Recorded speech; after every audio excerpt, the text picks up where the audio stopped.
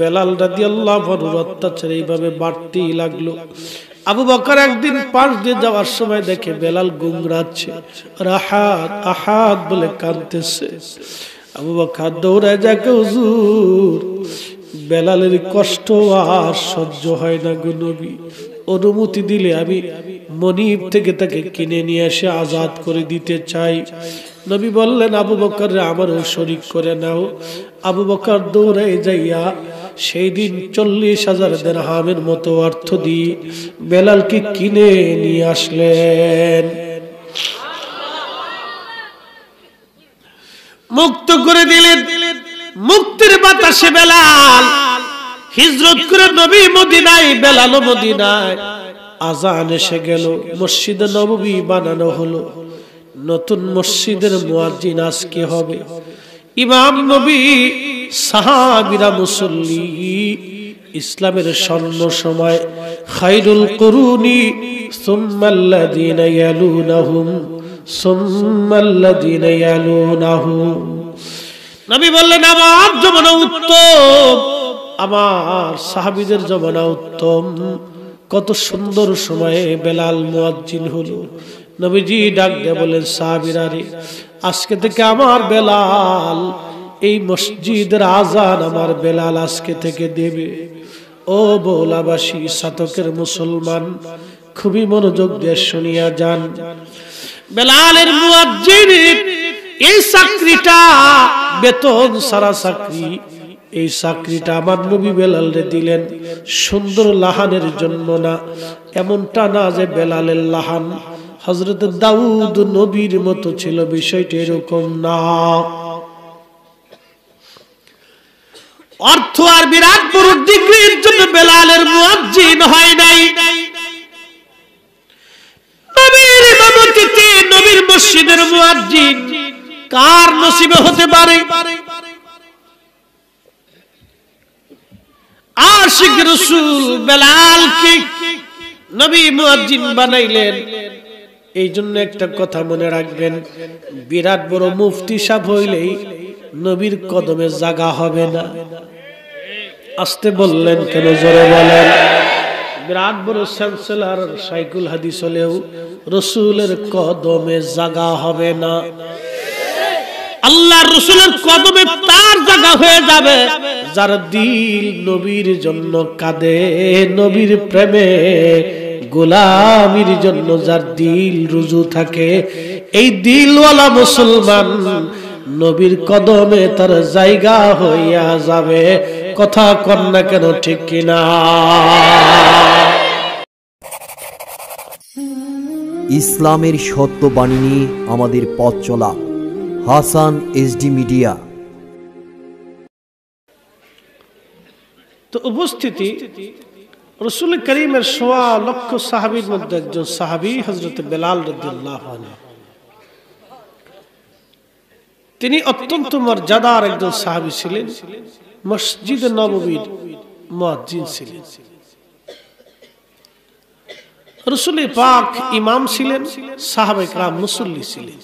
বুঝতেই পারতেছেন সময়টা কত দামি, সিচুয়েশনটা ইসলামের কত চমৎকার এবং কত কঠিন প্রেমময় ছিল সেই দিনগুলি। তো হযরত বেলালের জীবনী আলোচনা করার আগে আপনাদেরকে আমি একটু ভিন্ন দিকে নিয়ে যাব। এই যে আল্লাহ আমাদেরকে ইসলাম দিলেন, কালেমা দিলেন, পৃথিবীতে বর্তমানে মানুষ আছে 800 কোটি, মুসলমান আছে মাত্র 600 কোটি। দুঃখিত, মুসলমান আছে 200 কোটি, বাদ বাকি 600 কোটি অমুসলিম। 800 কোটি মানুষের ভিতরে 600 কোটি অমুসলিমদের ভিতরে অনেক বড় বড় ডক্টর আছে, চ্যান্সেলর আছে, অধ্যক্ষ, উপাধ্যক্ষ, পারমাণবিক বিজ্ঞানী, রসায়নবিদ এবং পদার্থবিদ, চিকিৎসা বিজ্ঞানী, নানান সেক্টরে, পৃথিবীর যতগুলি সেক্টর আছে এই সমস্ত সেক্টরে তাদের দখল বেশি। কিন্তু তাদের মেধা তাদের জ্ঞান তাদেরকে আল্লাহ চিনতে সাহায্য করে না, আল্লাহকে শনাক্ত করতে সাহায্য করে নাই, এবং ইমানের এই দৌলত তাদের নসিব হয়নি। বিনিময়ে আপনার আমার মতো সাধারণ মানুষকে আল্লাহ ইমানের এক মহা দৌলত ওয়ালা বানিয়েছেন। না সুবহানাল্লাহ বাড়ি যা কইলেও চলবে, আরো জোরে একসাথে বলে।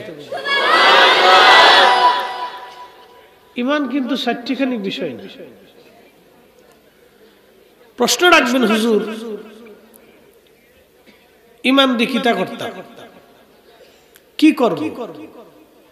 আল্লাহর কোরআন বলতেছে, ইন্নাল্লাযীনা কাফারু মিন আহলিল কিতাবি ওয়াল মুশরিকিনা ফি নারি জাহান্নাম খালিদিনা ফিহা। কথাটা বুঝতে হবে। আকাশ ভাঙবে, পৃথিবী পুড়বে, সাগর শুকাবে, কিন্তু আল্লাহর কালামের কোনো পরিবর্তন হবে না। কথা ঠিক না বে ঠিক? ঈমান কেন? রাসূল করিম বললেন, মান ক্বালা লা ইলাহা ইল্লাল্লাহ ফাদাখালাল জান্নাহ। আরো জোরে বলেন। আল্লাহর হাবিব বললেন, যে ব্যক্তি ঈমান আনলো ফাদাখালাল জান্নাহ, আল্লাহ তারে জান্নাত দিয়ে দিল। তার মানে বিষয়টা কেমন? আমাদের মধ্যে মুসলমান আছে, অমুসলিম আছে, নবী ওলি শহীদ সিদ্দিকরা আছে। কঠিন মেহশরের মাঠে আদম নবীর সামনে একদল থাকবে, ডানে একদল থাকবে, বামে একদল। ডানের দল যারা, তারা সাধারণ মুসলমান জান্নাতি, আর বাম পাশের দল যারা, তারা কাফের, এবং সামনের দল যারা থাকবে তারা নবী ওলি সিদ্দিক এবং শহীদ। ডান পাশের দল সাধারণ মুসলমান জান্নাতি, বাম পাশে থাকবে জাহান্নামীরা। সামনের যে দল, এই দলটা থাকবে সংখ্যায় কম, কিন্তু তাদের দাম বেশি। আল্লাহর কোরআন বলতেছে, আনা আনাল্লাহু আলাইহিম মিনান নাবিয়্যিনা ওয়াস-সিদ্দীকিনা ওয়াশ-শুহাদা'i ওয়াস-সালিহিন। আল্লাহ ডাকতে বলতেছে, আমার নিয়ামত প্রাপ্ত বান্দার সর্বপ্রথম নবীরা, নবী, সিদ্দিক, শহীদ এবং ওলি। নবী, সিদ্দিক, শহীদ, ওলি, এরা হচ্ছে আমার নিয়ামত প্রাপ্ত বান্দা। এরা জান্নাতের জন্য আদম নবীর সামনাসামনি তারা থাকবে। সংখ্যা কম, কিন্তু মর্যাদা বিরাট। সংখ্যা কম, কিন্তু মর্যাদা বিরাট।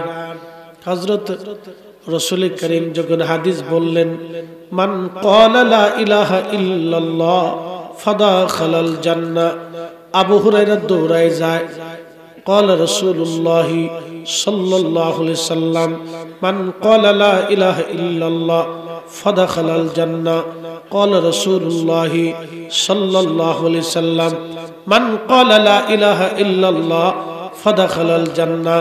আবু হুরায়রা দৌড়ায় যায় আর হাদিস বলতেছে, হযরত ওমর রাস্তায় দেখে বললেন, দাঁড়াও। আবু হুরায়রা, কি বলো তুমি? ক্বালা রাসূলুল্লাহ মান ক্বালা লা ইলাহা ইল্লাল্লাহ ফাদাখালাল জান্নাহ। হযরত ওমর একটা ঘুষি মারছে বুক পেছায়া,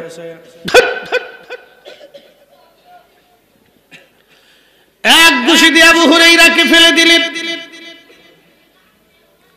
মারার কারণ কি? কেঁদে কেঁদে আবু হুরায়রা চলে গেলেন নবীর দরবারে, ইয়া রাসূলুল্লাহ, ওমর আমারে মারছে। কেন ওমর তোমারে মারলো?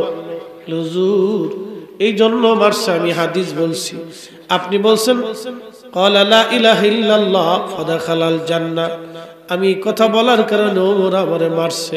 ওমর পিছন পিছন আসলো, আবার তুমি কি আমার আবু হুরায়রারে মারছো? বলে হ্যাঁ ইয়া রাসূলুল্লাহ আমি মারছি। কি জন্য মারছো? আপনি বলে বলছেন ক্বালা লা ইলাহা ইল্লাল্লাহ ফাদাখালাল জান্নাহ, কেউ যদি লা ইলাহা ইল্লাল্লাহ বলে সে জান্নাতে চলে যাবে। আল্লাহর নবী বলেন হ্যাঁ রে ওমর আমি তো সত্যই বলেছি। হযরত ওমর বলল হুজুর মুসলমানদেরকে তাহলে একটু অবকাশ দেন, নামাজ রোজা করার সুযোগ দেন।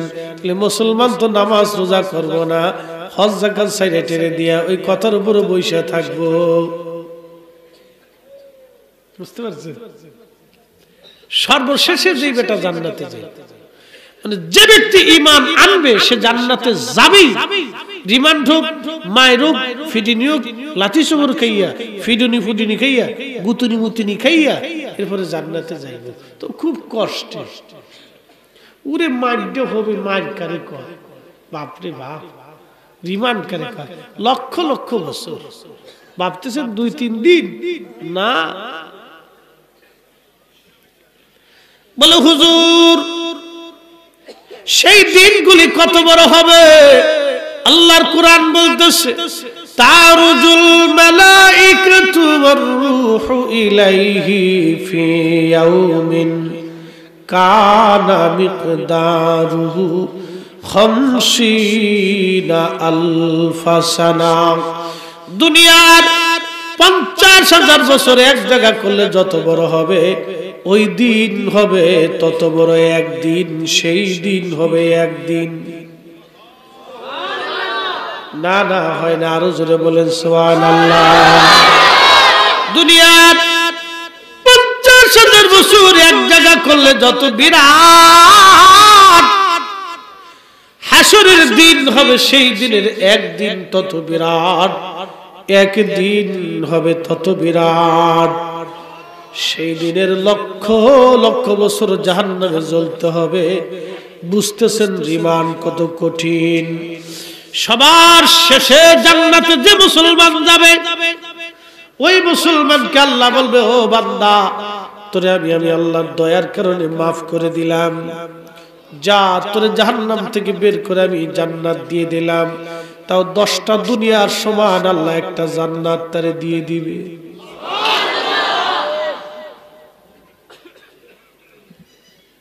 তবে বান্দারে তোর যে জান্নাত দিলাম, তোর যত গুনাহ ছিল, তুই কেমন মিথ্যা বলছিলি বলে হ্যাঁ, জেনা করছিলি বলে হ্যাঁ, মানুষ ঠকাইছিলি বলে হ্যাঁ, নামাজ ছাড়ছিলি বলে হ্যাঁ, রোজা ছাড়ছিলি বলে হ্যাঁ, অকাম কুকাম করছিলি বলে হ্যাঁ, চুরি করছিলি বলে হ্যাঁ। বান্দা যা, যত চুরি যত অকাম কুকামের গুনাহ আছে সব তোরে আমি একবারে নেকিতে পরিণত করিয়া তোরে জান্নাত দিয়ে দিলাম। তখন বান্দা ডাক দেখাবে আল্লাহ আমি যা আরো অকাম কুকাম করছিলাম হেলাকু, কথা বুঝেন নাই, আমি যা আরো গুনাহ করছিলাম এই গুনাহ কো, এটা দিয়ে আমার নেকি আরো বেশি করে দিয়ে আমার জান্নাত দাও। এই কথা শুনে আল্লাহ রাসূল হাসতেছে, দেখছো আমার মন বলতেছে এই সিটার বাংলাদেশি, এই চালাক লোকটা বাংলাদেশি, খালি ফাঁক ফুকুর খুঁজবো কোনো সিস্টেম আছে নাকি? কি জাতি আমরা জানেন? আমের ভিতরে ফরমালিন মেলে দিছে। ডিম তো ঠিকই মুরগায় পারে, কিন্তু হঠাৎ করে ডিমের দাম বেড়ে গেছে। মুরগায় কি হরতাল ডাক দিছিল? দাম বেড়ে গেল হঠাৎ করে। কি কঠিন অবস্থা! সাতাক থেকে বৌলার রাস্তা হবে, ঢাকা থেকে সিলেট পর্যন্ত রোড হবে, সিলেট থেকে সাতক পর্যন্ত রাস্তা হবে।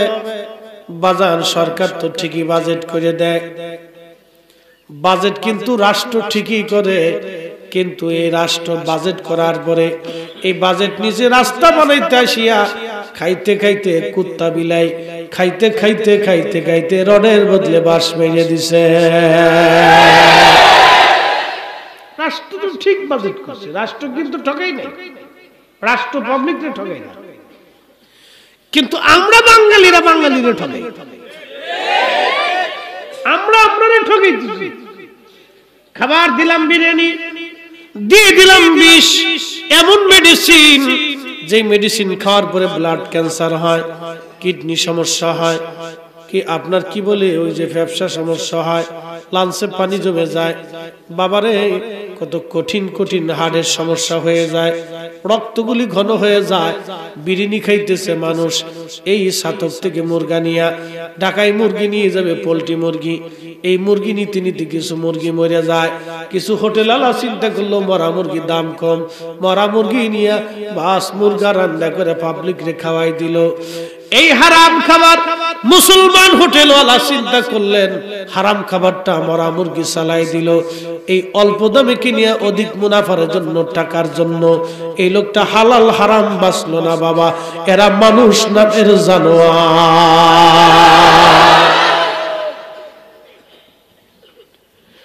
এইগুলিকে কবর দেওয়ার জন্য রাসূল আসছিলেন, মিথ্যাকে কবর দেওয়ার জন্য, নৃশংসতাকে কবর দেওয়ার জন্য, অন্যায়কে দাফন করার জন্য, ধোঁকাবাজিকে দাফন করার জন্য, নারীকে বাঁচানোর জন্য, জুলুমকে কবর দেওয়ার জন্য নবী দুনিয়াতে আসলেন। আর এর প্রথম সহযোগী তারা সাহাবীরা। কালেমা পড়লো বটে, কত অত্যাচার তাদের সহ্য করা লাগছে, কত সাহাবীর জীবন চলে গেল। বেলালের ওয়াজ আপনারা শুনতে চাইলেন। এই হকের জন্য সর্বপ্রথম যে নারী জীবন দিল, সে নারীর নাম হযরত সুমাইয়া রাদিয়াল্লাহু আনহা। তিনি একজন কৃতদাস ছিলেন। আবু জাহেলের লোকেরা ধরে নিয়ে আসলো, ধরে নিয়ে আসার পরে তার হাত পা গুলি বাঁধলো। কত নৃশংস পৈশাচিক বর্ষা হাতে নিয়ে আবু জেহেল হযরত সুমাইয়া রাদিয়াল্লাহু আনহার গুপ্তাঙ্গে বর্ষা মেরে মেরে মেরে মেরে নির্মম ভাবে তাকে হত্যা করেছিল। পৃথিবীতে এইরকম কোন নৃশংস হত্যা দুনিয়াতে হয় নাই যেটা আবু জেহেল করেছিল শুধু কালেমা পড়ার জন্য। তাদের দোষ কি, তাদের অন্যায় কি? অন্যায় কালেমা পড়লো, কালেমা পড়িয়া মিথ্যা ধ্বংস করার জন্য তারা রাজি হলো, হকের উপরে প্রতিষ্ঠিত থাকার জন্য রাজি হলো, ইনসাফ প্রতিষ্ঠিত করার জন্য তারা রাজি হলো, রাসূলের তরিকা আল্লাহর আইন নিজের জীবনে মানার জন্য তারা রাজি হয়ে গেল। এই জন্য তাদেরকে নৃশংসভাবে মেরে ফেলে দেওয়া হলো। ও নারী সমাজ, কালেমার জন্য সর্বপ্রথম জীবন দিল নারী।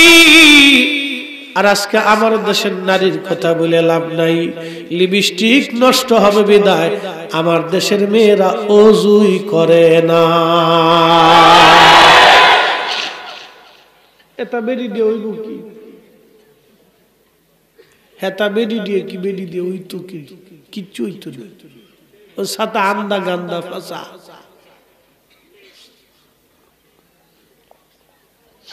ও নারী থেকে কিচ্ছু আশা করা যায় না, একটা মাকাল ফল। বাহিরে দেখতে খুব সুন্দর, ভিতরে বিড়ালের পায়খানার গন্ধ। এখন ঠিক কইতেছেন বিয়ে করার সময় খালি চামড়া সুন্দর দেখবে, আর দেখবেন শ্বশুর বাড়ি মাল আসেনি।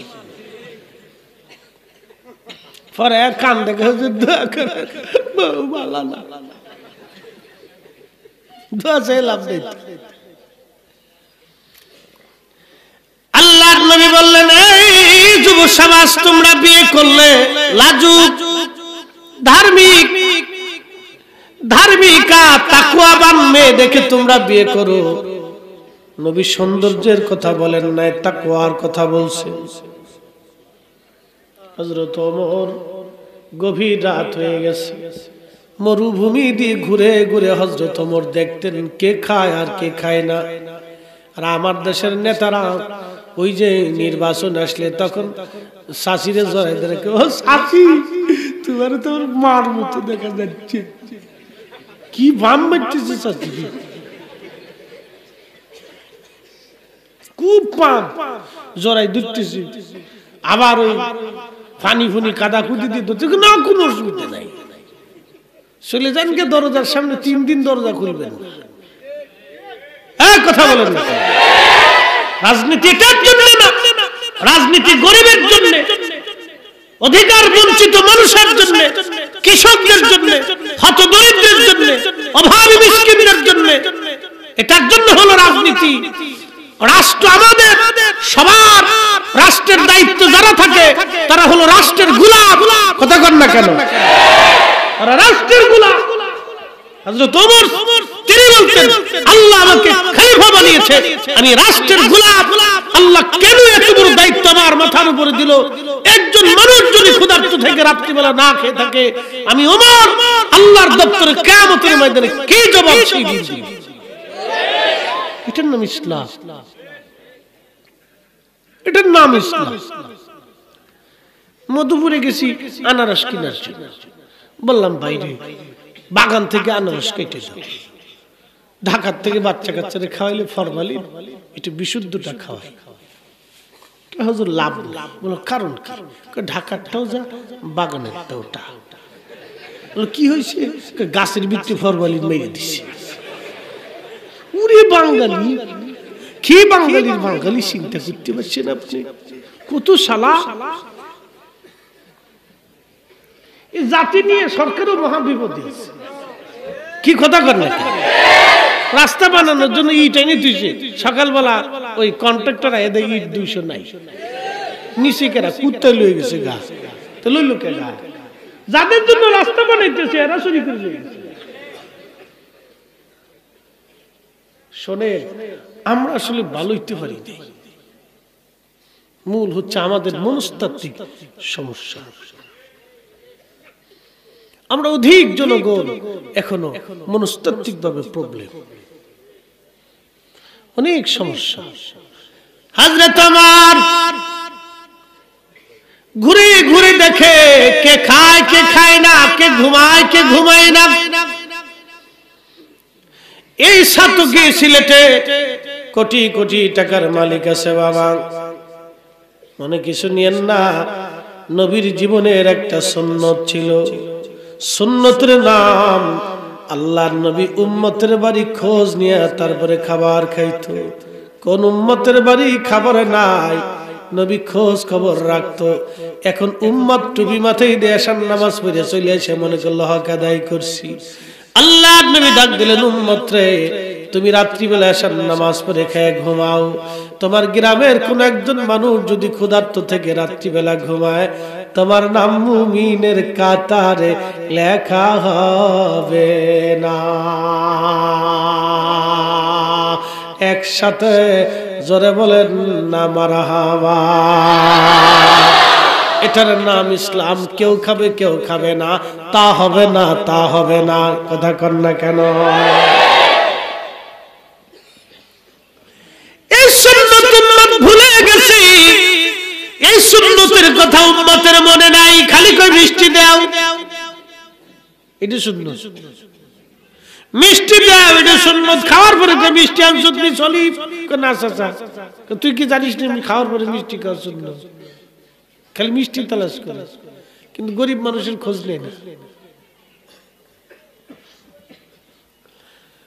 নবীর উম্মত, আমার দেশে কারো টাকা যদি থাকে, কারো 80,000 কোটি, কারো 50,000 কোটি, কারো 10,000 কোটি, কিন্তু কারো 80 টাকাও নাই। কি কথা কর না? যার আছে সে 80,000 কোটি টাকার মালিক, আর যার নাই তার 80 টাকা পকেটে নেই। একজন ইমামের বেতন কত? ইমাম দিয়ে দড়ি, পরে আসতেছি রিক্সাওয়ালারে পরে ধরবো। হ্যাঁ, জোরে কর। জাতি জানুক, ভিডিওতে লক্ষ লক্ষ মানুষ দেখবে, ইউটিউবে আমার ওয়াজ অন্তত লক্ষ লক্ষ মানুষ দেখবে। জাতি জানার দরকার আছে একজন ইমামের বেতন কত। 6,000 মাসে যদি 6,000 হয় তো দিনে কত করে? হ্যাঁ, 200 টাকা ধরলাম। 200 টাকা দিয়ে 6,000 টাকা একজন ইমাম, তার স্ত্রী আছে, তার বাচ্চা আছে, কি হবে বলেন তো? আপনার বিবেক কি বলে? কি হয়? তার স্ত্রীর তো মনে শখ জাগে, আমার স্বামী আমার জন্য ভালো একটা কাপড় কিনে দিবে, ভালো কিছু বাজার নিয়ে আসবে, আমার স্বামী আমার এই বছর শেষে একটা গহনা টহনা কিছু একটা তো দিবে। একটা মেয়ের জীবনে শখ তো অনেক কিছুই থাকে, তার স্বামী তাকে কিছু দিবে। সন্তানের জীবনে অনেক আশা থাকে, বাবা কিছু ভালো খাবার কিনে দেবে। তারপরে আবার কিছু মানুষ আছে ওই ইমামের চাকরি খাওয়ার জন্য উঠে পড়ে লাগে। তো শুয়োরের চাইতে নিকৃষ্ট। কথা ক্লিয়ার মাত ভাই, বাকি ঝুঁকি করে লাভ নাই। ও তো মানুষের কাতারেই পড়ে। আবার যদি কারোর জন্য দোয়া না করে তো ইমাম শেষ। মনে কিছু নিয়ে না, আমি ইনসাফের কথা বলতেছি, ইনসাফের কথা বলতেছি। ইমামের চাকরি শেষ, দাঁড়া তুই আমার মার জন্য দোয়া করলি না, তুই কয়দিন আমার মসজিদে থাকতে পারিস দেখাইতেছি। এই গুতাগুতি শুরু হয়ে গেছে। আহা, ধরেন চাকরিটা শেষ হয়ে গেল, ইমামের চলে গেল, মাসের বেতনটা দিয়ে দিলেন, বাকি 3 মাস তার মা আছে, বাবা আছে, স্ত্রী পুত্র কেউ নাই, মা বাবা তো আছে। মা তো আশায় থেকে ছেলেটা চাকরি করে হয়তো কিছু নিয়ে আসবে। 5,000 টাকা বেতন দিয়ে কি হয়? আমার দেশের বহু বাচ্চা কাচ্চার এই সারা মাসের খরচা 5,000 10,000 টাকাও খরচা হয় না। অনেক বাচ্চা ফ্যামিলি আছে 10-এর উপর খরচা হয়ে যায়। একটা বিড়ির দাম কত? সর্ব করে কিছু করার দরকার নাই, বিড়ি যারা খান তো খানি, মানে আমি তো আর শোনাই পারতাম না। একটা বিড়ির দাম কত? 5 টাকা। একজন মানুষ প্রত্যেক দিন বিড়ি খায় কয়টা? 10টা। একজনের জিজ্ঞেস আসা বিড়ি কয়টা লাগে? কয় 60 টাকা। গুরুজি, তো 10টা বিড়ি ধরেন, তো 10টা বিড়ি 5 টাকা করে হলে কত টাকা গেল? মাসে কত গেল? 1500 টাকা। একজন লোক 1500 টাকা মাসে খরচা করে বিড়ির পিছনে। ওই লোকটাকে যদি বলেন চাচা, ভাই, বন্ধু, মসজিদের ইমামের বেতন উপলক্ষে আপনি 200 টাকা দেন, তার বিড়ির খরচ চলে, কিন্তু আল্লাহর ঘরের ইমামের জন্য 200 টাকা বেতন হয় না। খালি মসজিদ কমিটির দোষ দিয়ে লাভ নাই, ক্যাশিয়ারের দোষ দিয়ে লাভ নাই, মুতল্লির দোষ দিয়ে লাভ নাই। দোষ হলো পাবলিকের। বেতন যদি কয় 200 টাকা, 6 মাস ঘুরায়, ক্যাশিয়ারের জুতা শেষ। ভাই দিলেন না দিবানি, দিলেন না দিবানি, দিবানি কইতে কইতে রমজান ঠেকেছে। রমজানের শেষে এসে ভাই দিলেন না, ক্যাশিয়ার কি করবে? চাইতে চাইতে তার গলা শুকাই ফেল। দিলেন না দিবানি, রমজান শেষ, অর্ধেক বেতন দিয়া বাকি অর্ধেক পরে দিবানি, আর কিয়ামতের আগে আর দেখা হবে না। তবে যারা এই সমস্ত কথা কাজগুলি করেন, মনে রাখে দিয়ে শুনে রাখেন, ইমাম ঠকাইয়া আল্লাহর ঘরের সাথে বাহানা করিয়া জান্নাতে যাওয়ার আশা কইরেন না। কথা ক্লিয়ার না ভেজাল আছে? ইমাম ঠকেন। আমি ভুটান গেছিলাম, ভুটান আজ অনেক বছর আগে, করোনার 3-4 বছর আগে ভুটান গেছি। ইন্ডিয়ার জয়গার মাহফিল শেষে ওখান থেকে ভুটান গেছি। ভুটানের যে জাতীয় বৌদ্ধ মন্দির, জাতীয় মন্দির, আমাদের যে জাতীয় মসজিদ আছে ওদের জাতীয় মন্দির আছে, জাতীয় বৌদ্ধ মন্দিরটা একবারে স্বর্ণ দিয়ে খুব সুন্দর করে বানানো। তো বৌদ্ধের মূর্তিটা বানাইয়া একবারে ভিতরে ওদের প্যাগোডা কি বলে মন্দিরের ভিতরে সাজায় রাখছে, সোনা দিয়ে বানাইছে, বৌদ্ধের কাজ করে দিয়ে ফ্যাটটা বড় সুন্দর করে বানায় রাখছে।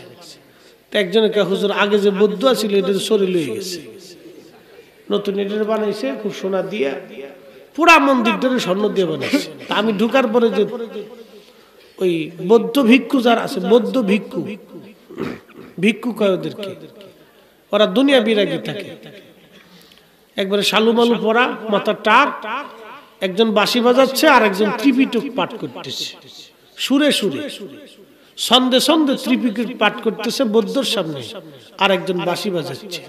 তা আমি যাওয়ার পরে আমার দেখিয়া ফাগরি সাগরি জুব্বা সুব্বা দিয়ে বুঝছে এটা হলো হুজুর, হুজুর মানে মুসলমানদের হুজুর আর কি, আর ওরা হলো বৌদ্ধদের হুজুর, বুঝতে পারছেন? তা আমার দেখে বুড়া আঙুল দেখে, হ্যাঁ ঠিক আছে। তা আমি চিন্তা করলাম যে তুমি বুড়া আঙুল দেখালে আর তার জোয়ানটা দেখালাম না, আমাকে হ্যাঁ ঠিক আছে। তো যাই হোক ঘুরে টুরে দেখলাম, একটা জিনিস আশ্চর্য লাগলো, তারা মন্দিরটা বানাইছে স্বর্ণ দিয়ে, আর আমরা মসজিদে টাকা দিতে গেলে সিরাটা তালাশ করি, সিরা টাকা। শুক্রবার দিন টাকা চালাইতে পারে না, 10 টাকা সিরা এটা টুক করে বাক্সের ভিতরে ফেলাই দিয়ে চলে গেছে। ওরে সিটার, শয়তান আসে, ওরে সিটার রে তোরা, তোরা আল্লাহর ঘরের সাথে ফাজলিমি করিস, তোরা আমার সাথে বড় সিটার। এটা আমরা মুসলিম। সাহাবীরা এই জন্য রক্ত দেয় নাই। আহা, বেলালের জীবনে শুনতে চাই,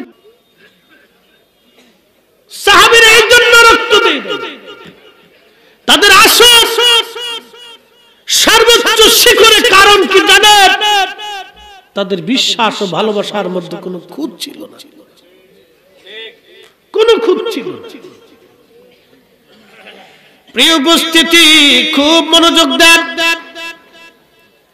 হযরত ওমর রাদিয়াল্লাহু আনহু তিনি ঘুরতে ঘুরতে চলে গেলেন রাতের আধার। এই আধারে চলে যাওয়ার পরে হযরত ওমর দেখলেন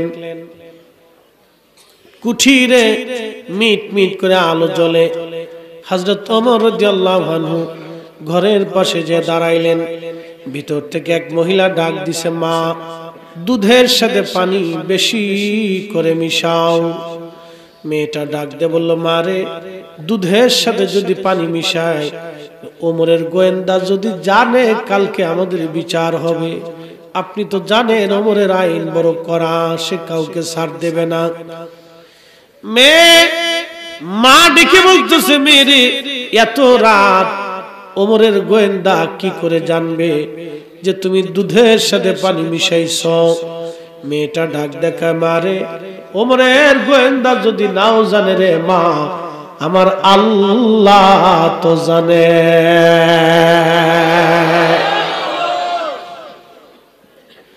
মা, দুধের সাথে পানি মিশাইব না রে মা, আমার আল্লাহ জানে। দুধের সাথে পানি মিশাবো না মা, আমার আল্লাহ জানে রে মা। দুধের সাথে পানি মিশাবো না রে মা। কি বুঝলেন আপনারা? ও নবীর উম্মত, হযরত ওমর গোলাম আসলামকে বলেন, জায়গাটা নির্বাচন করো, চীনে যেতে হবে, কালকে সকালে আসতে হবে। একটা মেয়ে আহা রাতের আধারে আল্লাহর ভয়ে দুধের সাথে পানি মিশায় না, এইরকম মেয়ে আমার ঘরে কয়জনের আছে? ও বাবাজি, আমার দেশের বেটিরা বিদেশ থেকে টাকা আসলে খালি ফুসকা খাওয়ার জন্য দূর পারে। নাম দিছে বিসমিল্লাহ চটপটি হাউস। ওরে ছাগলের মতো খালি খাচ্ছে, বেটিরা ছাগলের মতো খাচ্ছে। পরে ফার্মেসিতে যায়, ভাই এক পাতা সার্জেল দেয়, গ্যাস্ট্রিকের ওষুধ খাবি তো ভালো না খা, খাবি দাবি খায় আমার দেশের মানুষ। শুনেন, খুবই মনোযোগ দিয়ে শুনিয়া যান কথাগুলি, যদিও রসিকতার স্বরে বলতেছি, কিন্তু কথা দামি মা বোনেরা শুনে যাবেন। আহা, এমন মেয়ে। হযরত ওমর বললেন, সকালবেলা ফজর পড়লেন, গোয়েন্দাদেরকে বললেন, যাও খোঁজ নিয়ে আসো, দেখো ফ্যামিলির মধ্যে কারা আছে। খোঁজ নিয়ে দেখা গেল মেয়েটার বাবা মারা গেছে, হত দরিদ্র, খুব মিসকিন, অসহায়, দুধ বিক্রি করে খায়, দুধ বিক্রি করে সংসার চলে। হযরত ওমর ছেলেদেরকে ডাক দিয়ে বলেন, ও ছেলেরা, তোমরা বিয়ে করবা কে? বড় ছেলে নবীর সাহাবী আব্দুল্লাহ ইবনে ওমর বলেন, আব্বা জান, আমার তো বিয়ে করার প্রয়োজন নেই, আমার স্ত্রী আছে, আমার ছোট জনকে দিয়ে দেন। ছোট ছেলেটাকে ডাক দিয়ে বলেন, বেটা বিয়ে করবা? বলে, হ্যাঁ আব্বা, আপনার ইচ্ছা। বলতেছে, বেটারা, আমার মেয়ে পছন্দ হয়েছে অমুক বধূ পল্লীতে, বেদুইন, কিন্তু খুবই দরিদ্র, দুধ বিক্রি করে তাদের সংসার চলে। ছেলে বলল, আব্বা, আপনার পছন্দই আমার পছন্দ। হযরত ওমর ডাক দেখায়, বেটারে, এমন বউ তো, এমন মেয়ে তো ওমরের পুত্রবধূর দরকার। রাতের আধারে যেই মেয়েটা আল্লাহর ভয়ে দুধের সাথে পানি মিশায় না, এই মেয়েটাই দরকার। আর আমার দেশে কত মানুষ দুধের মধ্যে ভেজাল, খাবারের মধ্যে ভেজাল, ফলের মধ্যে ভেজাল, বিরিয়ানির মধ্যে ভেজাল, জিলাপির মধ্যে ভেজাল, পানির মধ্যে ভেজাল, ওষুধের মধ্যে ভেজাল, চারপাশে ভেজাল। ভেজালে শুধু মানুষের বিভিন্ন ধরনের রোগ, হার্টের সমস্যা, প্রেসারের সমস্যা, খাদ্য খাবারের মধ্যে ভেজাল, শিশুদের বাচ্চাদের খাবারের মধ্যে ভেজাল। এই ভেজাল দিয়ে দিয়ে আমার দেশের মানুষেরা ভেজাল দেয়। বাবা বোঝা গেল ওরা মুসলমান তো দূরের কথা, আগে মানুষই হতে পারে নাই। কথা কোন ঠিক কিনা? মুসলমান তো আর উপরে, মানুষই ঠিক এটা বলে নাই। মুসলিম তো আর উপরে, মুসলমান তো কোনো খাবারে ভেজাল দিতেই পারে। কথা কোন ঠিক? মুসলমান কোনো খাবারে ভেজাল। মাদ্রাসাতে আগে ব্যবসা করছিলাম আমার জীবনে, একদিন 3 দিন ব্যবসা করছি। আমরা দরবার শরীফে লক্ষ লক্ষ মানুষ আসে, তো ওই স্টুডেন্ট লাইফে 4-5 বন্ধু মিলে 3 জনে ব্যবসা লাগছি। সার ব্যবসা, সার দোকান দিই, বিটি একটা সার দোকান দিছি। তখন স্টুডেন্ট বুঝতেছেন, আলিমে পড়ি ফার্স্ট ইয়ারে, 3-4 বন্ধু মিলে ব্যবসা দিলাম। 3 দিন ধরে চা ঘুরছি আর বেশি, পরে দেখি ব্যবসায় লস। আচ্ছা কোন তো সার ব্যবসায় লস, পরে দেখি ব্যবসায় লস। হাই সর্বনাশ, 2500 টাকা কম। আর তখন অনেক আগের কথা, কামিল পাস করছি 2008-এ, তার মানে একবারে 16-18-20 বছর আগে। তো 2500 টাকা লস। এখন আমরা সবাই 3-4 বেডের মধ্যে মাদ্রাসা বেডে হইয়া চিন্তা করি চোর কেনা। একজন আরেকজনের দিকে তাকাই চোর কেনা। পরে চিন্তা করলাম, যা কুত্তায় খেয়ে ফেলছি। বুঝতে পারছি এলাম আমাদের চরিত্র, মানুষই হইতে পারে। পরে শেষে করলাম, যা জীবনে কানে ধরে তওবা করলাম, যতদিন বেঁচে থাকি জীবনে কোনদিন শেয়ারে ব্যবসা করব। হ্যাঁ, আমি কানে ধরে তওবা করছি। এবছর 1 বছর আমার ভাই আসে আমার সাথে, ভাই হুজুর আসেন দুজনে একসাথে বসুন্ধরা জায়গা কিনে একটা ফ্ল্যাট বাড়ি কিনে। কানে ধরে তওবা করলাম, ও কাজ জীবনে করবে না। পরে আপনার ফুল আর আমার ফুল যুদ্ধ করবে না, জীবনে কাজ করবো না, ভাগে কাজ করবো না, পারলে করবো না পারলে না। সন্তানদের জন্য এই বিপদ রেখে যাবে। কাকে ব্যবসা করবে চিন্তা করবে, চিন্তা করে 7 জন মিলে দোকান দিছি, সারাদিন 24 ঘন্টা চা বেচছি, 2500 টাকা লস। পরে কানে ধরে তওবা করছে আর ভাগে ব্যবসায়ী করবে। যা চিন্তা করলাম, কুত্তায় টাকা নিয়ে গেছে। একজন আরেকজনের দিকে চায়, দোস্ত টাকা কই গেল, কই গেল দোস্ত? কে যে চোর কইতেই পারলাম না, আজও পর্যন্ত খোঁজ হইল না। আল্লাহু আকবার, এটা আমার দেশ। এই যে আমার ভাইরা ইউরোপে থাকে, লন্ডন আমেরিকাতে থাকে, ফ্রান্স বিভিন্ন দেশে থাকে, কোনটা দেখো কোনটা জানে। ও দেশের মানুষ অর্ধ উলঙ্গ, মেয়েরাও হাফ প্যান্ট পরে, ছেলেরাও হাফ প্যান্ট পরে, বাচ্চা কাচ্চা অনেক ফ্যামিলি আছে, বিয়ে হওয়ার আগেই বাচ্চা হয়ে গেছে, কিন্তু জানতো কোনো খাবারে ভেজাল দেবে না। এই ঠিক আসতে বললেন, কোন খাবারে ভেজাল নেই, কোন খাবারে ভেজাল নেই। ওদের আইন তো করা আইন, কোন উকিল 1 ভোটে কেটে এই সেই পুলিশ টুলিশ ওটা ঘুষ খায় না, দুর্নীতিগ্রস্ত না, খুব কম। 110 আর আমাদের দেশে 110%। হ্যাঁ কি কথা কর না, রাস্তার কোন কিছু নাই কোন নাই, কিন্তু বিড়ি দিয়ে যা, বিড়িটাও পর্যন্ত নিয়ে যা, দিয়ে যা, চলতেছে। আল্লাহু আকবার। হসপিটালে যাবেন রোগী নিয়ে, অবস্থা কি জানেন? 500 টাকা দেন, ভালো সিট ব্যবস্থা করে দিচ্ছি, রোগী মরে যেতেছে।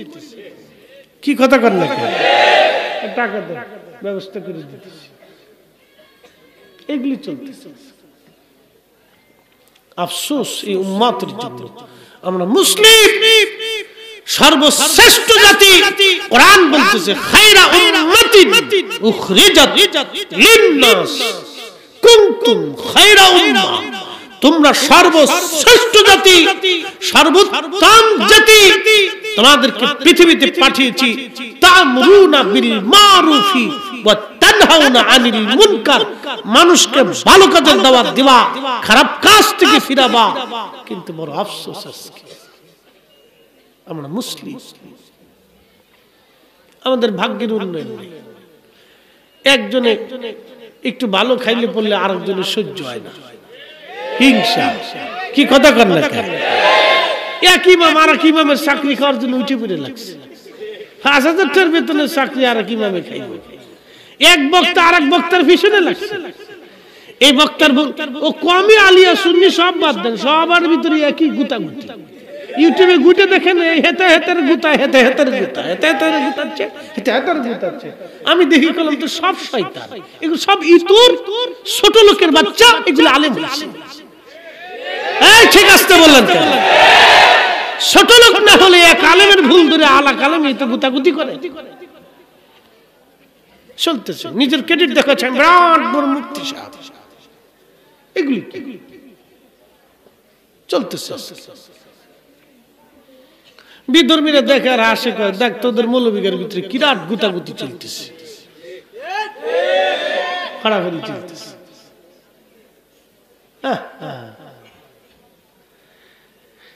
আফসোস, দুঃখের সাথে কথাগুলি বলতেছি।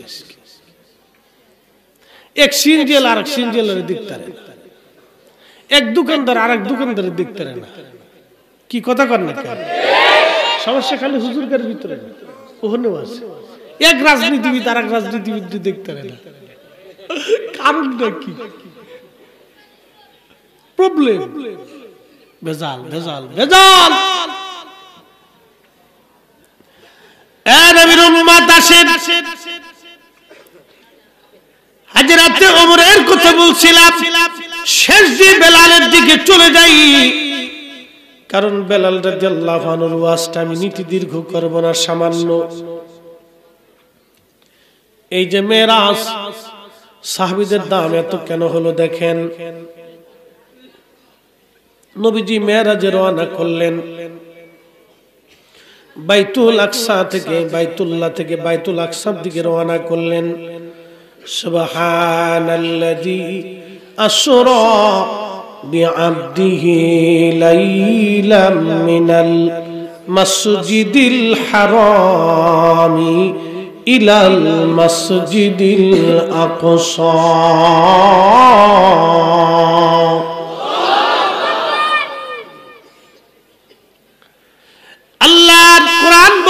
নবীজি বাইতুল্লাহ থেকে বাইতুল আকসা হয়ে এরপরে উরুস শুরু করলেন, মেরাজে রওনা করলেন। নবীজির সিনা সাক করা হলো, সিনা সাক করা হলো আল্লাহর নবীর। সিনা সাক আমি লিখি নাই, আল্লাহর নবীর। এই হাদিসের বাগানের উজ্জ্বল নক্ষত্র ইমাম জালালউদ্দিন আস-সুয়ুতি 2 লক্ষ হাদিসের হাফেজ ছিলেন। মেরাজের উপর একটা কিতাব লিখছেন, আল কিসাতুল বিসরা। এই কিতাবের মধ্যে তিনি লেখেন, নবীজির সিনা সাক হলো, বডি মোবারক ফেরে কাল মোবারক বের করা হলো। তার মানে নবীর গুনাহ ছিল, বিষয়টা এরকম না। আল্লাহর নবীর কাল মোবারক বের করে ধৌত করা হলো, আল্লাহর বেহেশত থেকে খাজিনা ভরে ইলম আনা হলো, ওই ইলম আল্লাহর নবীর কলবের মধ্যে ঢুকাই দেয়া হলো। আর জিবরাইল এই জন্য এসে বলেন, আলিফ লাম মিম।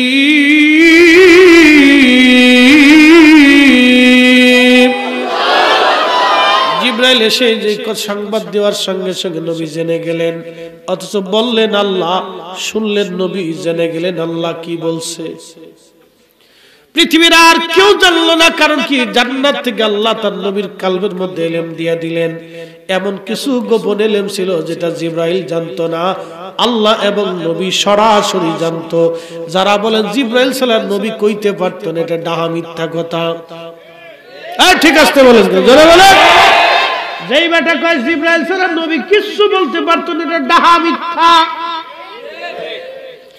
এমন কিছু জিবরাইল নিজেও জানতো না, যেটা আল্লাহ এবং নবী জানতেন। আল্লাহ তার নবীর কাছে পাঠাইতেন। একটা ওহী ছিল সরাসরি আল্লাহ তার নবীর কাছে পাঠাই দিতেন, জিব্রাইল জানতো না কোরআনের দুইটা দিক, একটা দিকের নাম জাহের আর একটা দিকের নাম বাতেন। এই জাহের বাতেন কোরআনের অংশ আল্লাহর রাসূল এবং আল্লাহ জানতেন। আল্লাহ আমাদের সঠিক বুঝার তৌফিক দিক, সকলে বলেন আমিন। মেরাজের ওয়াজ করতে গেলে অনেক লম্বা হয়ে যাবে, আমি মেরাজের ওয়াজে যাব না। নবীজি ওইখান থেকে রওনা দিয়ে বাইতুল আকসায় চলে গেলেন। আখাজি বাইতুল আকসা নিয়ে এখন যুদ্ধ হয়। ওই বাইতুল আকসায় নবীজি উপস্থিত, ১.৫ লক্ষ নবীরা আসছে আল্লাহর নবীর পিছনে নামাজ পড়ার জন্য। ১.৫ লক্ষ নবী বাইতুল আকসায় দাঁড়ায় গেল। জিব্রাইল ডাক দেখে, ইয়া রাসূলুল্লাহ, আর দেরি কেন? একামত হয়ে গেছে, আপনি নামাজে চলে যান, আপনার ইমামতিতে 2 রাকাত নামাজ আজকে হবে। একটা কথা মনে রাখবেন, নবীজি 2 রাকাত নামাজ পড়াইলেন। সব নবীরা পিছনে, আমাদের নবী সামনে। এই জন্য আমাদের নবীর খেতাব হলো ইমামুল মুরসালিন, ইমামুল মুরসালিন। এখন প্রশ্ন, নামাজ তো মেরাজ থেকে ফিরে আসার সময় আল্লাহ দিয়ে দিল, তো নবী যাওয়ার সময় 2 রাকাত নামাজ কেমনে পড়াইলো?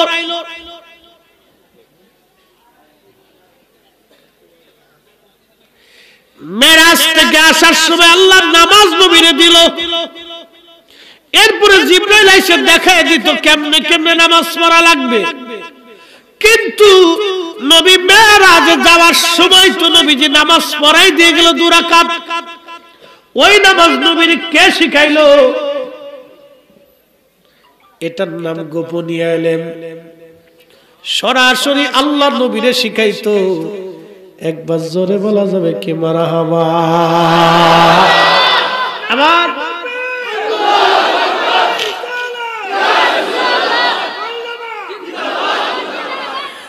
এই জন্য আমার নবীর ইলম নিয়ে এই সমাজে যারা প্রশ্ন তুলে, ওরা হলো গর্দভ, ওরা গাধা, ওরা বোকা। ওরা বুঝে না যে কত সর্বনাশ ওদের জীবনে হয়ে যাচ্ছে। আমার নবীর ইলম নিয়ে কোনো প্রশ্ন হবে না। কথা বলেন না কেন, ঠিক কিনা? উসুলের ইলম নিয়ে কিসের প্রশ্ন?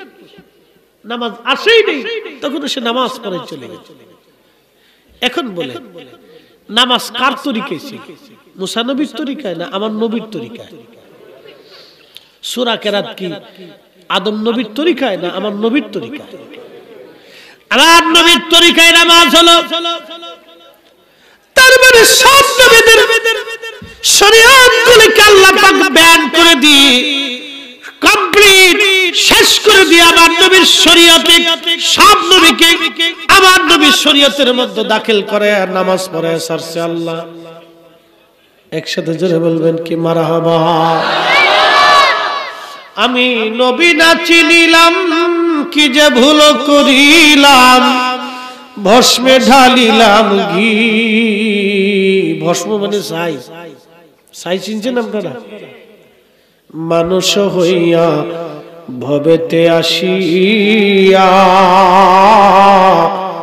মানুষের করিলাম কি?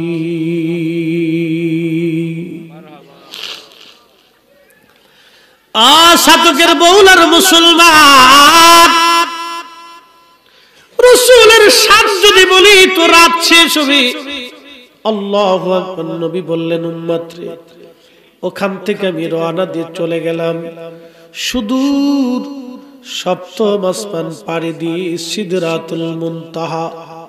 এমন একটা বড়ই গাছ, দেখতে খুবই সুন্দর, তার কাণ্ডগুলি জমিনের নিচ পর্যন্ত, উপরটা উফুকিলা আলা পর্যন্ত।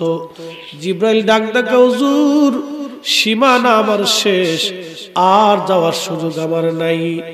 আল্লামা শেখ সাদি গুলিস্তা বস্তার মধ্যে লেখেন, আগার এক সরে মুয়ে বড়তর পরম ফরুগে তাজাল্লি বসুজাদ পড়াম। আগার এক সরে মুয়ে বড়তর পরম ফরুগে তাজাল্লি বসুজাদ পড়াম। জিব্রাইল ডাক দেখে, হুজুর রে সার্টিফিকেট পড়ার পরে ওদের ধাক্কায় ওর সার কথা মনে নেই। আমাদের সিস্টেমটা কি জানেন? আমাদের দেশে মানুষ রোগী হয়ে যায়, অসুস্থ হয়ে হসপিটালে বাবা পড়ে রয়েছে, করে রয়েছে, খালি চোখটা কোন রকম চাইয়ে দুনিয়াটা দেখে। মাইয়া আইছে, ফুলা আইছে, নাতি আইছে, ফুতি আইছে, বিয়াই আইছে, বনি আইছে, বাগনি আইছে, খালাতো ভাই আইছে, শ্বশুর বাড়ির আত্মীয় স্বজন আইছে, আম আনছে, কলা আনছে, কাঁঠাল আনছে, পেঁপে আনছে, গরুর গোশ, খাসির গোশ, কবুতরের গোশ, দুনিয়ার সবকিছু আইনে হসপিটাল বইরে ফেলাইছে। মাইয়া বসে বসে কান্দে, ও আব্বা তুমি খাও না করে আব্বা রে। মাইয়া কাঁদতেছে, ও আব্বা তুমি কথা কও না রে আব্বা তোমার লেগে। ও আব্বা কবুতরের গোশত আছি, তুমি তো কথা কও না। আব্বা কে ওরে বড়া ভরা, আমি জিন্দা থাকতে আনলি না, মরার সময় লই কি কথা কর না। বাবা মারে খাওয়াইলে জিন্দা অবস্থায় বালা থাকা অবস্থায় বালা জিনিস খাওয়ায়, মরার সময় খাওয়াই লাভ। বাপ মা থাকলে জিন্দা অবস্থায় ভালো জিনিস এনে খাওয়ায়, আব্বা খাও, কি খাইতে মন চাই খাও। আর জায়গা নাই ভিতরে বসতে কষ্ট হইতেছে, তাও একজনে ঠ্যাগ উঁচে করে রাখছে, একটা নিচে করে রাখছে। সাপতে যদি কই তোকে জান শেষ হয়ে যাবে, যেমনি আছে এমনি থাক, চলুক এইভাবে না কি কয়। যারা দাঁড়ায় শুনতেছে, দাঁড়ায় শোনার একটা মজা আছে, ওটার একটা নেকি আছে। একসাথে করেন আল্লাহু আকবার। শাহ একটু খাইলে আপনারা একটু দরুদ শরীফ পড়েন, আল্লাহুম্মা সাল্লি আলা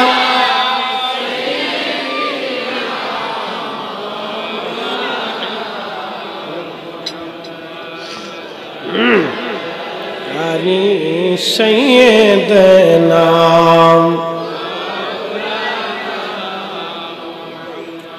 চার রঙের মশলা দিয়া যে কইরাছে তোর গঠন, চার রঙের মশলা দিয়া আগুন পানি মাটি বাতাস একই যোগে করিয়া প্রকাশ। আগুন পানি মাটি বাতাস একই যোগে করিয়া প্রকাশ। দেখলি না তুই কইরা তালাশ, ওরে দেখলি না তুই কইরা তালাশ। কোন জায়গা সে মহাজন, চার রঙের মশলা দিয়া, চার রঙের মশলা দিয়া যে কইরাছে তোর গঠন, চার রঙের মশলা দিয়া।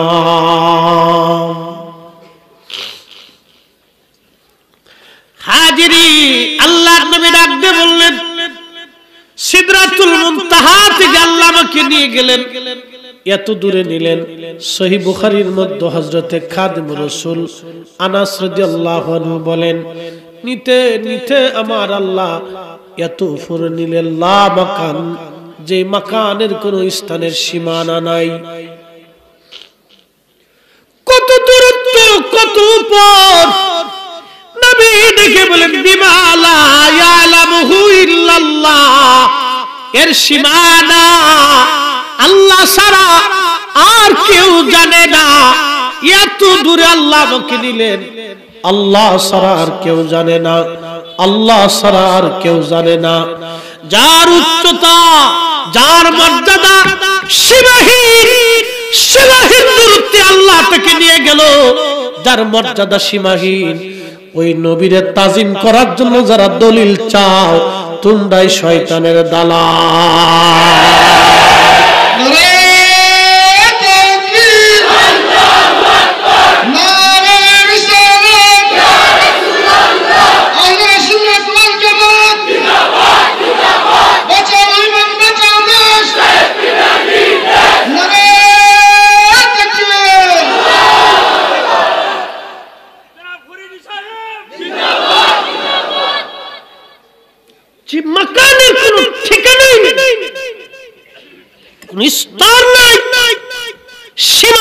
নির্ধারিত না। আল্লাহ তার রাসূলকে মর্যাদার এত উচ্চ আসনে অধিষ্ঠিত করলেন। খাদিম রাসূল বলতেছেন বিমা লা ইয়ালামুহু ইল্লাল্লাহ, এর সীমানা আল্লাহ ছাড়া কেউ বলতেই পারে না। রাসূল কারীমের শান আর ইজ্জত আজমতের সীমানা আমাদের বলার সুযোগ নাই। কথা কর না কেন, ঠিক কি? আল্লাহ সেই নবীর তাজিমের জন্য দলিল চাও। এই জন্য মক্কার ইমাম ইমাম মালিক, মদিনার ইমাম 80 বছর মদিনার সীমানার মধ্যে জুতা পরেন নাই। আহা, পা ফসকে গেল, ঘা হয়ে গেল। কি বলবো ওই নবীর শান। নবী বললেন, ও সাহাবীরা, আমি জান্নাতে ঘুরতে গেলাম, ঘুরতে যায় দেখি বেলালের পায়ের আওয়াজ পাওয়া যায়। চলে গেলাম বেলালের ওয়াজে, বেলালের পায়ের আওয়াজ পাওয়া যায়। জান্নাত ঘুরে ঘুরে এসে বেলাল রে ডাক দেখে, বেলাল রে কি আমল করো, জান্নাতে তোর পায়ের আওয়াজ আগে পাইলাম। তার মানে এটা না নবীর আগে বেলাল জান্নাতে গেছে, এটা বেলালের একটা মর্যাদা। আল্লাহর নবীরে ডাক দিয়ে বলতেছে, হুজুর আমি একটা আমল করি, ওযু গেলে আবার ওযু করি। আমার দেশের পোলাপান মুতেই পানি নেয় না, ওযু করবে কোন সময়? এরা মুসলমান, এরা মুসলমান আর তারাও মুসলমান। তেলের গাড়ি তেলে চলি,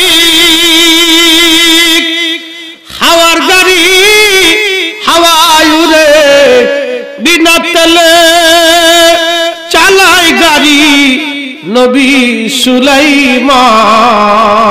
আমরা সেই মুসলমান, আমরা সেই মুসলমান।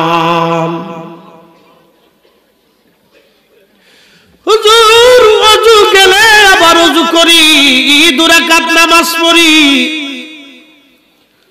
আহা, এই লোকটা কালেমা পড়লেন, কৃতদাস ছিলেন, একেবারে নিগ্র কালো। বর্তমান ওই কেনিয়া, এরপরে ইথিওপিয়া, ঘানা, এই অঞ্চলের মানুষদেরকে আগে হাফসি বলা হতো। খুবই কালো এবং নিগ্র, এত কালোর কালো তাদের দেখবেন রোদের মধ্যে গেলেও কালোর উপরে জিল দেয়। কথা ঠিক কিনা? যারা ফুটবল খেলোয়াড় আছে এবং ক্রিকেটার আছে দেখবেন কালো তো কালোই, তারপরে জিল দেয়। কিন্তু অন্তরটা এতই ভালো বেলালের। নবী দেখে কালেমা পড়লেন, কৃতদাস। ওই সমাজে কৃতদাসের কোনো মূল্য ছিল না। আহা, গরু গাধার মতো তাদেরকে খাটানো হতো, ব্যবহার করা হতো। কত কঠিন জীবন বেলালের এসে গেল। মনিব উমাইয়া ইহুদি তাকে এমন পরিমাণে অত্যাচার শুরু করলো। আহা, দিনের পর দিন, মাসের পর মাস বেলালকে মেরেও ফেলে দেয় না, জীবন্ত রাখে না। কঠিন অত্যাচারে গলার মধ্যে রশি বেঁধে বেঁধে মক্কার অলি গলি দিয়ে টানা হতো। ছিঁড়ে যেত চামড়াগুলি। আহা, ওষুধ দিতে দিত না, কোন ওষুধ তারে খাওয়াইতো না। ব্যথা যন্ত্রণায় কত রজনী বেলালের নির্ঘুম কেটেছে, তার হিসাব বলা মুশকিল। শুনলে জীবনী শরীর আপনার শিহরে উঠবে। একজন সাহাবী কালেমার জন্য কত কষ্ট করলে, ইমানের জন্য কি মাইরটাই না খাইলেন।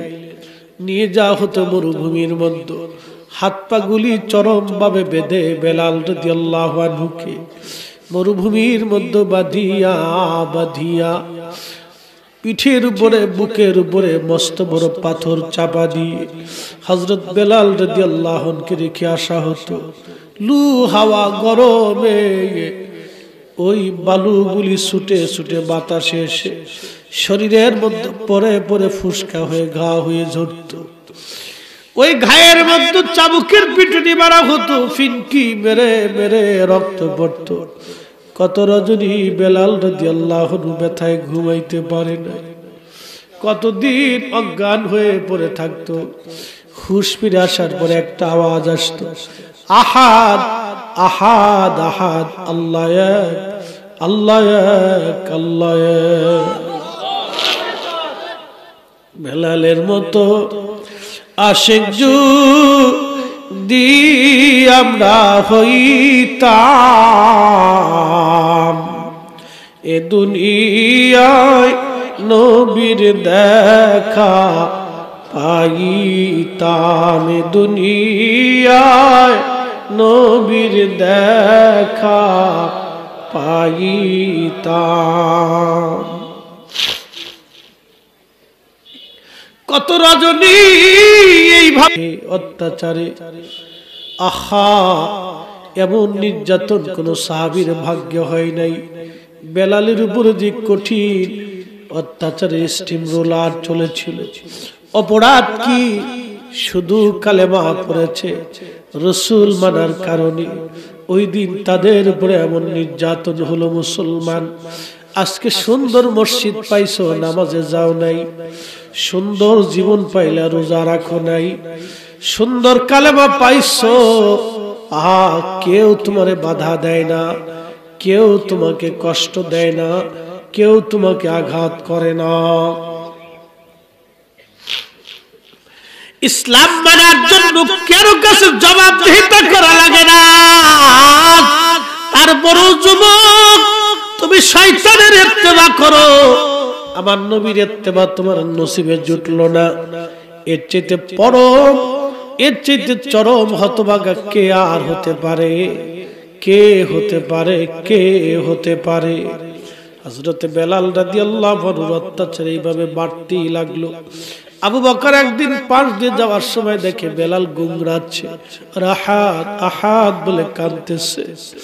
আবু বকর দৌড়ায় যাকে, হুজুর বেলালের কষ্ট আর সহ্য হয় না গো নবী, অনুমতি দিলে আমি মনিব থেকে তাকে কিনে নিয়ে এসে আজাদ করে দিতে চাই। নবী বললেন, আবু বকর আমারও শরীক করে নাও। আবু বকর দৌড়ায় যাইয়া সেই দিন 40,000 দিরহামের মতো অর্থ দিয়ে বেলালকে কিনে নিয়ে আসলেন, মুক্ত করে দিলেন। মুক্তির বাতাসে বেলাল হিজরত করে নবী মদিনায়, বেলাল মদিনায়। আজান এসে গেল, মসজিদে নববী বানানো হলো। নতুন মসজিদের মুয়াজ্জিন আজকে হবে ইমাম নবী, সাহাবীরা মুসল্লি। ইসলামের স্বর্ণ সময়, খায়রুল কুরুনি সুম্মাল্লাযীনা ইয়ালুনাহুম সুম্মাল্লাযীনা ইয়ালুনাহুম। নবী বললেন, আমার জমানা উত্তম, আমার সাহাবীদের জমানা উত্তম। কত সুন্দর সময়ে বেলাল মুয়াজ্জিন হলো। নবীজি ডাক দিয়ে বলেন, সাহাবীরা রে, আজকে থেকে আমার বেলাল এই মসজিদের আজান আমার বেলাল আজকে থেকে দেবে। ও বৌলাবাসী, সাতকের মুসলমান, খুবই মনোযোগ দিয়ে শুনিয়া যান। বেলালের মুয়াজ্জিনের এই চাকরিটা বেতন সারা চাকরি। এই চাকরিটা আমার নবী বেলালরে দিলেন সুন্দর লাহানের জন্য না। এমনটা না যে বেলালের লাহান হযরত দাউদ নবীর মতো ছিল, বিষয়টা এরকম না। অর্থ আর বিরাট বড় ডিগ্রির জন্য বেলালের মুয়াজ্জিন হয় নাই। নবীর ইমামতিতে নবীর মসজিদের মুয়াজ্জিন কার নসিবে হতে পারে? আশিক রাসূল বেলালকে নবী মুয়াজ্জিন বানাইলেন। এই জন্য একটা কথা মনে রাখবেন, বিরাট বড় মুফতি সাহেব হইলেই নবীর কদমে জায়গা হবে না। আসতে বললেন কেন? জোরে বলেন। বিরাট বড় চ্যান্সেলর শাইখুল হাদিস হলেও রাসূলের কদমে জায়গা হবে না। আল্লাহর রাসূলের কদমে তার জায়গা হয়ে যাবে যার দিল নবীর জন্য কাঁদে, নবীর প্রেমে গোলামির জন্য যার দিল রুজু থাকে। এই দিলওয়ালা মুসলমান নবীর কদমে তার জায়গা হইয়া যাবে। কথা কন না কেন, ঠিক কিনা?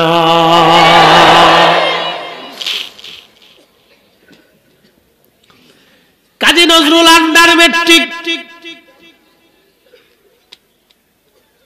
জ্ঞান আল্লাহ প্রদত্ত, অনেক সার্টিফিকেট হলেই মানুষ জ্ঞানী হয় না।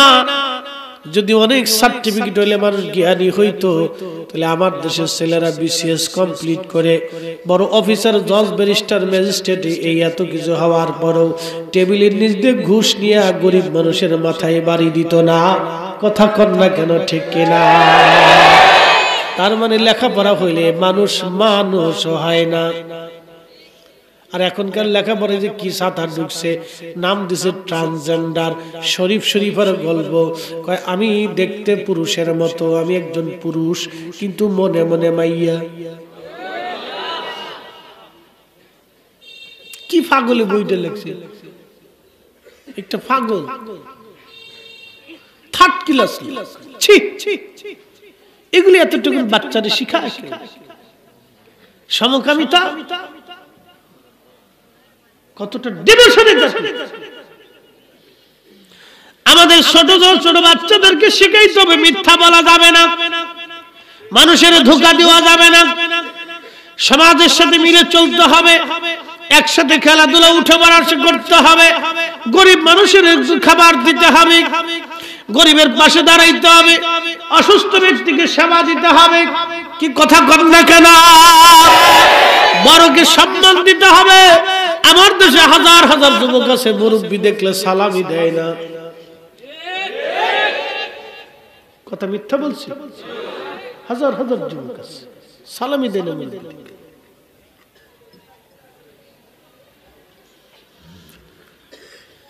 যে দেশে এত ডিভোশন ইয়াং জেনারেশনের ভিতরে, আজকে যদি ছাত্রকে স্টেডিয়াম বা কলেজ মাঠে যদি কোন নর্তকী এনে নাচানো যাইতো, দেখতেন হাজার হাজার যুবক। কি কথা কন না কেন? হাজার বললে ভুল হবে, লাখে লাখে যুবক ওই নর্তকীর নাচ দেখার জন্য একবারে প্যান্ডেল স্টেজের সামনে দাঁড়ায় রয়েছে। বেডিরাও সেরিরাও লাগে আছে, ফুরি ফুরি, আপনাদের সিলেটিকে ফুরি ফুরিরাও আছে। ইস, কার ঘরের মাইয়া, কার ঘরের ভূত নর্তকীর নাচ দেখার লেগে সাজিয়ে গুজে জিন্সের প্যান্ট পরে শার্ট পরে চলে গেছে। বেডিরা আপনার জিন্সের প্যান্ট লয়ে গেল, শার্ট লয়ে গেল, তো জাঙ্গিটাও লয়ে যায়। এত কিছু লইলি তো আমরা জুব্বাটা লয়ে যাই। যা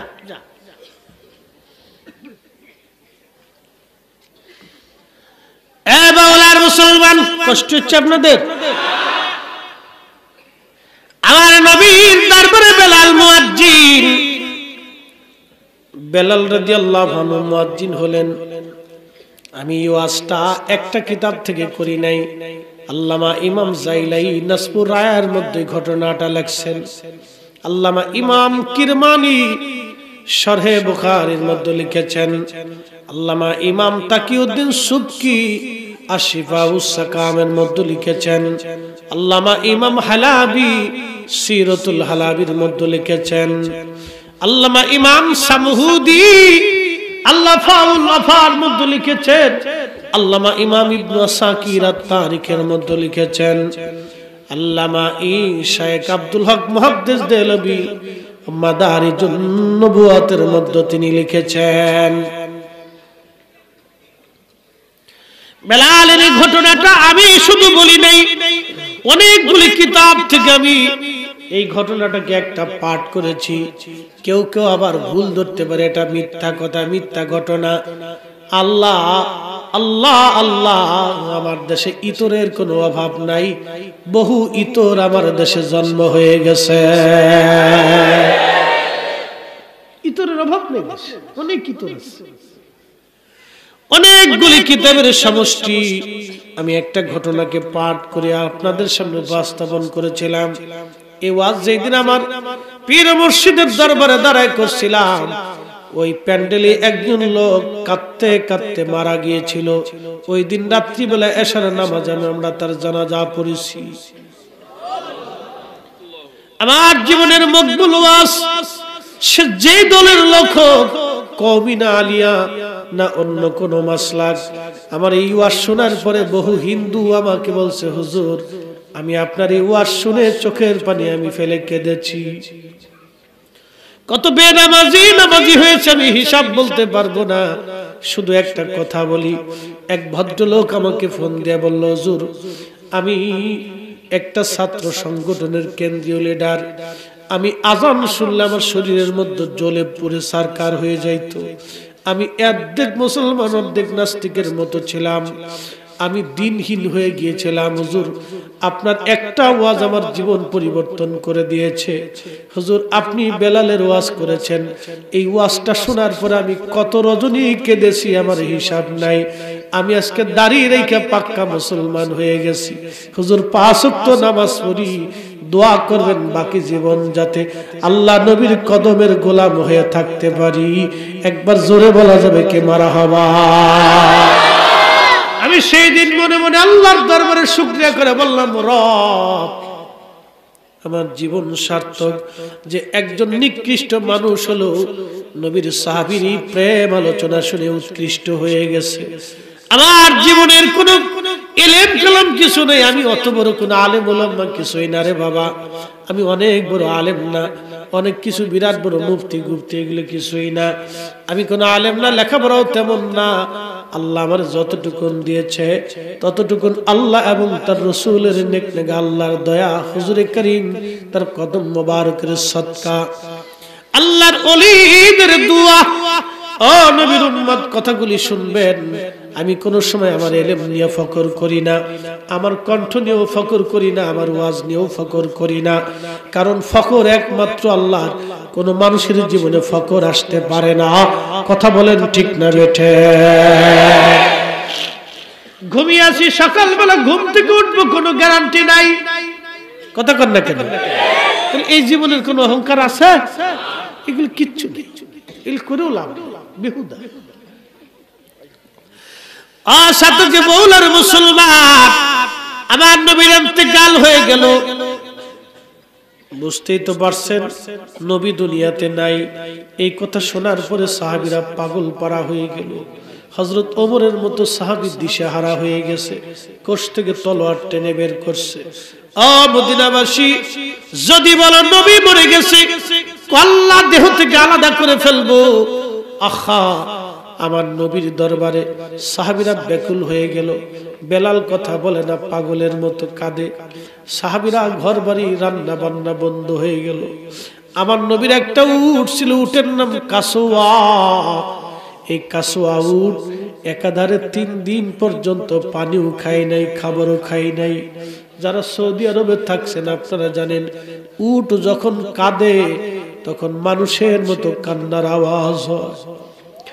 এই কাসওয়া উট কাঁদতে শুরু করলো, নবী নাই, একটা প্রাণী পর্যন্ত সহ্য করতে পারতেছে না। আপনারা তো জানেন উট, ভেড়া, দুম্বা, ছাগল, গরু এগুলি কষ্ট সহিষ্ণু প্রাণী, সেও পর্যন্ত বিরহ বেদনা সহ্য করতে পারতেছে না। নবী বিরহ এত কঠিন, সাহাবীরা সহ্য করতে পারতেছে না। নবী না, এটা কি করে তারা মানবে? বেলাল বললেন, নবী নাই, আজকে থেকে আর আমি আজান দিব না। আমি কারে আজান শোনাবো? কে আমার আজানে নামাজ পড়াইতে আসবে? না না, বেলাল নিয়ত করলো আর আজান দিব না। ঠিক নবীর ইন্তেকালের পরে বেলাল আর আজান দেন নাই। বহুদিন হয়ে গেল, বেলাল মদিনায় থাকতে পারে না, কষ্ট হয়। ইমাম কিরমানি শরহে বুখারীর মধ্যে লিখতেছেন, নবীর স্মৃতিগুলি দেখে দেখে বেলাল কাঁদতো, সহ্য করতে পারত না। আপনারা দেখবেন কোন সন্তান যখন মারা যায় তখন মা ওই সন্তানের কবর দেখে দেখে কান্দে। বাবা সন্তানের বিছানার পাশে বসে বসে কান্দে। সন্তানের স্মৃতি মা বাবা ভুলতে পারে না। আহা, বেলাল তো দুনিয়ার সব কিছুর চাইতে নবীরে ভালোবাসতো, অন্যান্য সাহাবীরা ভালোবাসতো না।